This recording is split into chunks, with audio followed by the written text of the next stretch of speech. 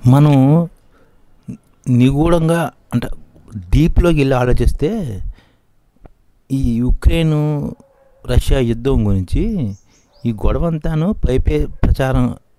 పైచేపే ప్రచార ఆర్భాటంగా ఉంటుంది. అసలు విషయం ఏమిటంటే సుదీర్ఘకాలం పాటు రష్యాకి తిరుగులేని నాయకుడిగా వెలిగిపోవడానికి పుతిన్లో అంతర్లీనంగా ఉన్న ఆశను గతంలోనే చెప్పారు. అదే నిజం చేసుకోవడానికే ఈ యుద్ధం అన్నమాట. ఒక విధంగా చెప్పాలంటే పూర్వం సోవియట్ యూనియన్ రిపబ్లిక్లన్నింటినీ మళ్ళీ ఒకే తాటిపై తేవాలన్నది తన లక్ష్యమని పుతిన్ ఎప్పుడో చెప్పారు. పొరుగు దేశాలను ఉక్రెయిన్, బెలారస్ ఒకప్పుడు రష్యాలో అంతర్భాగమే. అది అది మా అందరికీ తెలిసిందే గతంలో. కానీ ప్రస్తుతం బెలారస్ రష్యాకి ఎలాంటి విభేదాలు లేవు. బెలారస్కి రష్యాకి బాగానే ఉంది ఫ్రెండ్షిప్. బెలారస్ని అడ్డాగా చేసుకునే ఉక్రెయిన్పై రష్యా దాడులు చేస్తుంది కూడాను. ఒక విధంగా ఎటొచ్చి ఉక్రెయిన్ రష్యాకి మింగుడు పడట్లేదు. అందుకనే రష్యా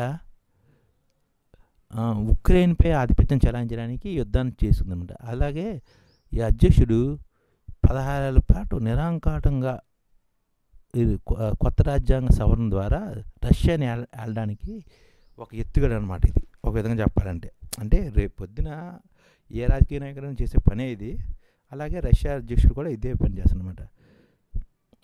ఇది ఇక్కడ క్రెమ్లిన్ అంటే రష్యా రాజధాని అయిన క్రెమ్లిన్ అంటే అధ్యక్ష భవనం ఉన్న ముఖ్య గుడాల్లో కల్లోల సాగరం లాంటి ఈ రష్యాని ముందుకు నడిపిస్తున్న కెప్టెన్ లాంటోడే పుతిన్ అనమాట. అన్ని ఉదరగొడుతుంటుంది అనమాట. క్రెమ్లిన్ దృష్టిలో పుతిన్ సకల కళావల్లభుడు, సకల శాస్త్ర పారంగతుడు. అందుకే judo, racing, swimming, horse riding విన్యాసాలు పుతిన్ సాహసకృత్యాలు తాలూకు ఫోటోలను ప్రపంచం ముందుకు ఇప్పుడు క్రెమ్లిన్ తెస్తూనే ఉంటుంది. రష్యా ప్రజలను ప్రభావితం చేసి పుతిన్ పట్ల ఆదరాభావాన్ని పెంపొందించేందుకు క్రెమ్లిన్ ఎంచుకున్న మార్గం ఇది. అసలు విషయం ఏమిటంటే 2024లో రష్యా అధ్యక్ష ఎన్నికలు జరుగుతున్నాయి. ఈలోపు ఏదో ఘనకార్యం చేసి పుతిన్ కీర్తిని అమాంతం పెంచేయడం క్రెమ్లిన్ లక్ష్యం.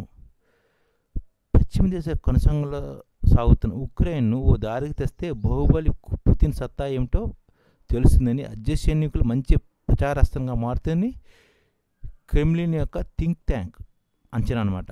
అనుకుందే తడవక దాడికి దిగి ఆరంభంలో కొన్ని ప్రాంతాలను ఆక్రమించి ఎగిరి గెంతేసింది. అలాగే కొన్ని రోజుల తర్వాత ఉక్రెయిన్ నుంచి ప్రతిఘటన ఎదురవడం కూడా కొద్దిగా ఇబ్బంది కలిగించింది. జో బైడెన్ ఏకంగా ఉక్రెయిన్ యుద్ధ భూమిలో అడుగుపెట్టి ఈ పోరులో తమ వైఖరి మరోసారి కొండబద్దలు కొట్టాడు. ఉక్రెయిన్ గెలవడం రష్యా తరం కాదని అమెరికా అధ్యక్షుడు జో బైడెన్ అక్కడే మీడియాముఖంగా ప్రకటించాడు. బహుశా పుతిన్ కూడా ఇలాంటి సవాలు కోసమే ఎదురు చూస్తున్నట్టుంది. ఏదోలా వచ్చే ఏడాది రష్యా అధ్యక్ష ఎన్నికల దాకా యుద్ధం కొనసాగాలన్నది ఆయన అభిమతమని పరిశీలకుల అంచనా. యుద్ధం సమాధుల మీద 2024 అధ్యక్షులు ఎన్నికలు నెగ్గాలని పుతిన్ భావిస్తున్నట్లు చెబుతున్నారు అక్కడ మేధావులు. 1999లో బోరిస్ ఎల్సిన్ ఆకస్మిక రాజీనామాతో ఆపద్ధర్మ అధ్యక్షుడిగా తొలిసారి గద్దెనెక్కిన పుతిన్ 2000, 2004, 2008 2 దఫాలుగా అధ్యక్షుడిగా కొనసాగారు.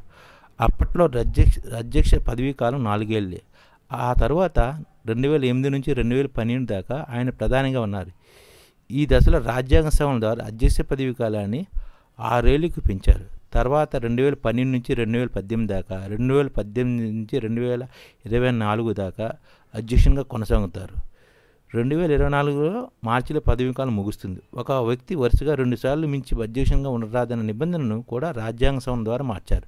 ఫలితంగా 2024తో పాటు 2030 ఎన్నికల్లో కూడా పోటీ చేసి పుతిన్ గెలిచి 2036 దాకా ఆయన్నే రష్యా అధినేతగా ఉండాలని చక్రం తిప్పాలని భావిస్తున్నారు.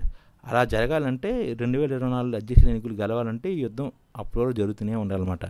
అలా ఒకే దెబ్బకు 2 పెట్టలను ఒకే యుద్ధంతో అటు రాజకాంక్షను ఇటు పదవీకాంక్షను నెరవేర్చుకోవాలని పుతిన్ పట్టుదలగా ఉన్నారు.